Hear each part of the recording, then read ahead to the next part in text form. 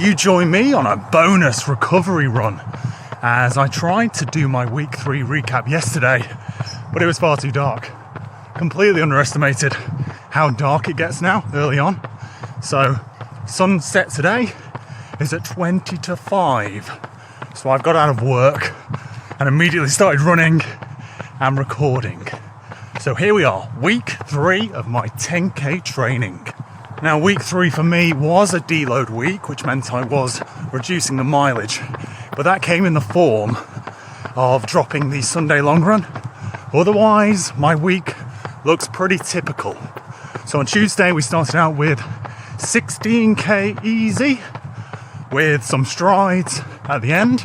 So that 16k 10 mile was an interesting one because I was trying out the Nimbus 26s, which I did score for a deep discount off Vinted.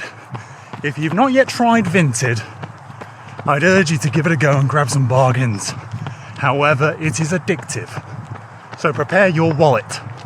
I also used that run as a bit of a reconnaissance for a local loop that people use when the river is flooded. So they'll do speed training there. So I had a little look and I did spy some people doing intervals. So it looks like a good little spot for when the river inevitably floods again. As usual, it was track on Wednesday. So that's the black pair joggers, co-action guys. And that was 800s and a kilometre. So a set of 3 800s and then end on a kilometre and then repeat it. I think it went really well. The first set, I felt good. And then the second set, I had this weird lethargic feeling, and I'm putting it down to nutrition. 7 p.m. is a weird time for me to be running hard. So I'm not too sure where to fuel or how to fuel. So I'm still dialing that in. But ultimately, it was good. I enjoyed it. And it left me feeling confident for the Sunday race. On Thursday, I had a rehab run with Jazz. So that was 3k again with her. And it was really positive. It was probably one of our better runs since the Worcester 10k. So that's promising. And when Jazz does feel like she can speed up at the end, it's a great thing. Really makes me, smile. So hopefully that bodes well. The trajectory is positive. We are in a good direction. And so hopefully she'll be able to do, a half next year and maybe a marathon in 2026. But we're not getting ahead of ourselves, not getting our hopes up, just going down the route and doing the best that we can. So yeah, well done, Jazzy. So on Friday, it was my speed session, but I did dial things back a little bit as there was a race on Sunday. So the plan was to do a kilometre apiece, basically, 3 of them. First one, tempo. Second one, current 10k pace, or previous PB pace. And then goal 10k pace. So that was the plan. But things don't always go to plan. Earlier on Friday, I'd seen that the River Severn, the river route, was no longer flooded. And also, the council had cleaned it. So I tried to do my speed session on the river route. Started out well for the first K. Second K, not so good. So it turned out that the western side of the river route hadn't yet been cleaned fully. And so on my second rep, that I was supposed to be going at 10k pace, I ended up walking. I gave it a good go, but I was slipping and sliding around. So safety first, especially with a 10k race in the 2 days to follow.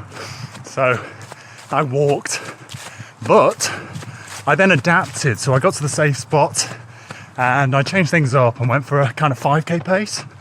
Whereas old Mac would have been so frustrated, he would have just abandoned the session. So I'm kind of glad I adapted and carried on and didn't just, throw my toys out of the pram. On Saturday, I was here, Worcester Woods, pacing 30 minutes for the park run. love pacing 30 minutes. It's such a big target for many people to surmount, including myself when I first started.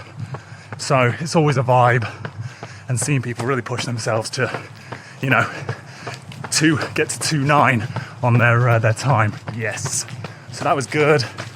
I had Ben Pinfield with me for 4K, and then he just kicked on for the last kilometre, so dropped a big kilometre there, it finishes up this hill, so fair play to him.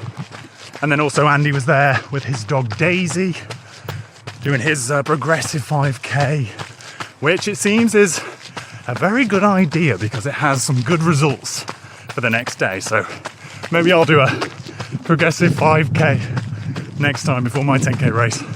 Jeez. On to Sunday then, race day, Stratford 10K. I am going to do a dedicated video on Stratford 10K, so I won't go into too much detail.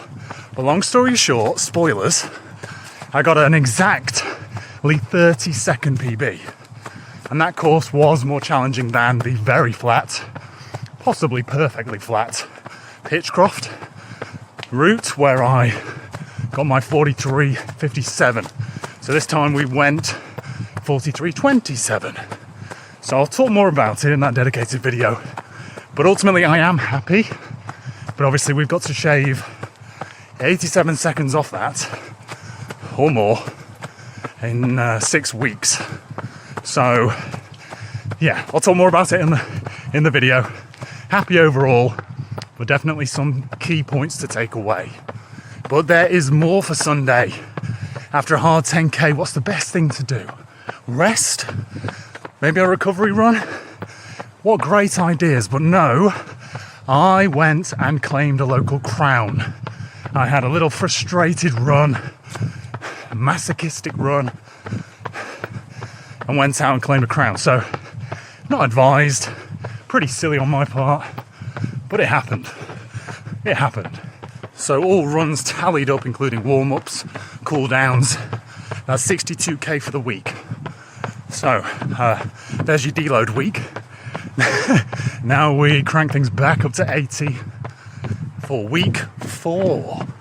Oh, I also need to pat myself on the back for S&C.